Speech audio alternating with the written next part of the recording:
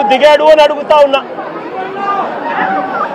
Court కన్నా ముందు, కోర్టుకు ప్రవేశపెట్టే ముందు వీరిని హాస్పిటల్కు ఎందుకు తీసుకెళ్లారు అని అడుగుతా ఉన్నా.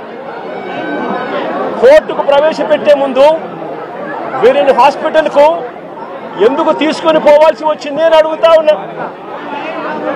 కోర్టుకు హాజరు పరిచే ముందు ప్రభుత్వ హాస్పిటల్కు ఈ ముగ్గురిని తీసుకెళ్లినప్పుడు తనను పోలీసులు కొట్టారని, గాయాలు కూడా ఉన్నాయని వీళ్ళు పదే పదే ఆ గాయాలను చూపుతూ డాక్టర్లను అడిగితే అక్కడి డాక్టర్లు ఎందుకు నోట్ చెయ్యలేదు అని అడుగుతా ఉన్నా. ఇంతటి దారుణంగా కొట్టినప్పటికీ, ఇంతటి దారుణంగా గాయాలు కనిపిస్తా ఉన్నప్పటికీ ఎందుకు డాక్టర్లు దాన్ని నోట్ చేయలేదు అని అడుగుతా ఉన్నా.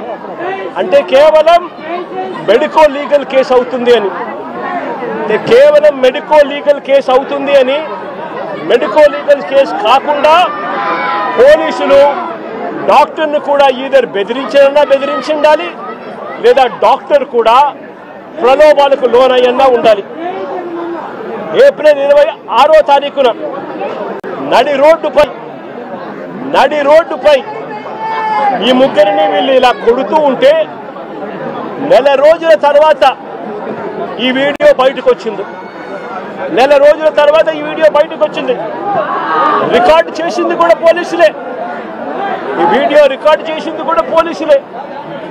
పోలీసులకు జరుగుతా ఉన్న అన్యాయాల మధ్య పోలీసుల్లో కూడా కొంతమంది జరుగుతా ఉన్న అన్యాయాన్ని జీర్ణించుకునే పరిస్థితి లేక పోలీసులు కూడా, మంచివారైన పోలీసులు ఈ వీడియోను విడుదల చేయడం జరిగింది.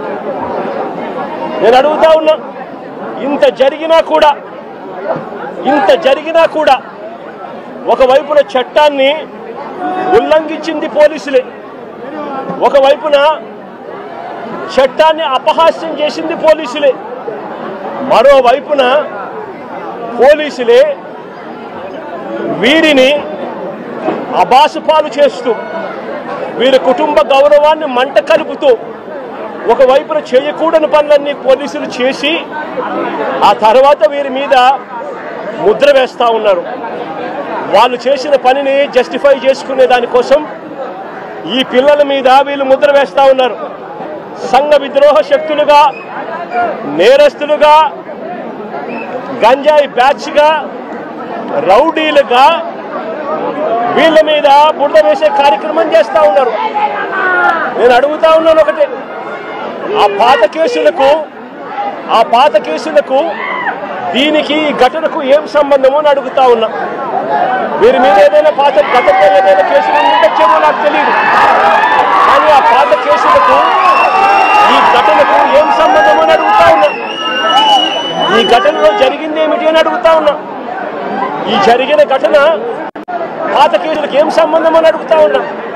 ఈ ఘటనలో ఏకంగా దౌర్జన్యంగా వాళ్ళ ఇళ్ళకి తీసుకొని పోయి, వాళ్ళ ఇళ్లలో నుంచి వాళ్ళని లాక్కొని వచ్చి, వాళ్ళని దారుణంగా కొట్టి, రోడ్డు మీద కూడా కొట్టి షేమింగ్ చేసి వాళ్ళని ఇంత దారుణంగా చేస్తూ ఉన్నారు. నేను అడుగుతా ఉన్నాను ఒకటి, ఇలా వక్రీకరించి వ్యక్తిత్వ హరణం చేస్తూ తప్పును ఒప్పుగా చూపించే ప్రయత్నం చేస్తూ ఉన్నా ఇదే పోలీసులను అడుగుతా ఉన్నా, ఇక్కడే ఉన్న పోలీసులను అడుగుతా ఉన్నా. విక్టరు ఒక న్యాయవాది, జూనియర్ అడ్వకేట్ కాదా అని అడుగుతా ఉన్నా.